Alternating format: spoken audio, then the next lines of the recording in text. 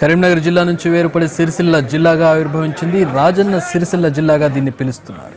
ఈ జిల్లాను మంత్రి కేటీఆర్ ప్రారంభించారు. జాతీయ జెండాను ఆవిష్కరించి రిబ్బన్ కట్ చేసిన తర్వాత రాజన్న జిల్లా కలెక్టరేట్లోకి ప్రవేశించారు కేటీఆర్. మంత్రి సమక్షంలో కలెక్టర్ బాధ్యతలు స్వీకరించారు. ఈ కార్యక్రమంలో స్థానిక నేతలు, వివిధ వర్గాల ప్రజలు భారీ సంఖ్యలో పాల్గొన్నారు. రాజన్న జిల్లాలో సిరిసిల్ల రెవెన్యూ డివిజన్ ఏర్పాటు చేశారు. ఈ డివిజన్లో 13 మండలాలున్నాయి.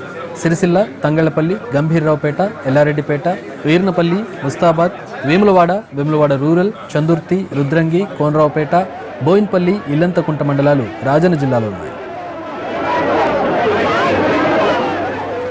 సిరిసిల్ల రాజన్న జిల్లాను ప్రారంభించిన మంత్రి కేటీఆర్ బహిరంగ సభలో మాట్లాడుతున్నారు. లైవ్ చూద్దాం. నేత కార్మికులున్న క్షేత్రం సిరిసిల్ల. అగ్గిపెట్టెలో పట్టే చీర నేసిన ఘనశాలీలు మన పద్మశాలీలు అనే విషయాన్ని మళ్ళొక్కసారి సందర్భంగా నేను మీకు గుర్తు చేస్తా ఉన్నాను.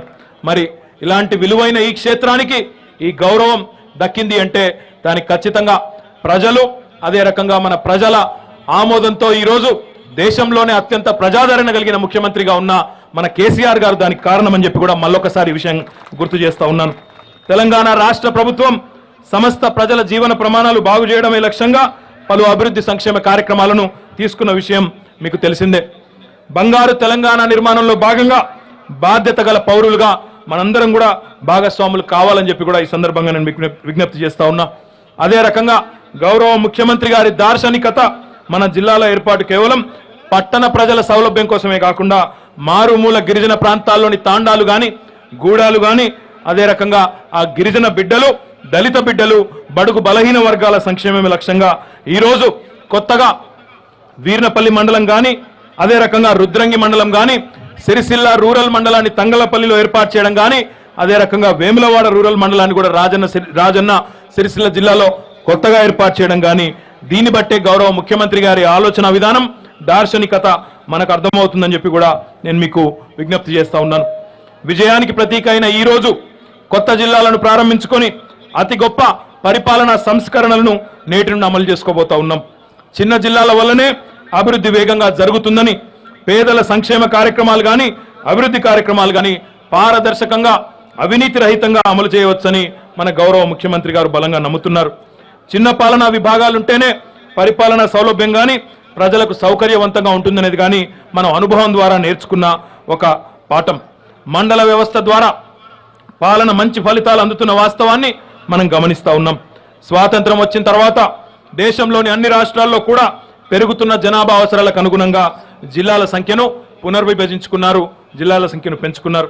కానీ కేవలం 2 రాష్ట్రాల్లో, ఒకటి బెంగాల్ రాష్ట్రంలో, రెండవది గతంలో ఉన్న సమైక్య ఆంధ్రప్రదేశ్లో మాత్రమే జిల్లాల పునర్విభజన జరగలేదు, శాస్త్రీయంగా కొత్త జిల్లాల ఏర్పాటు జరగలేదు.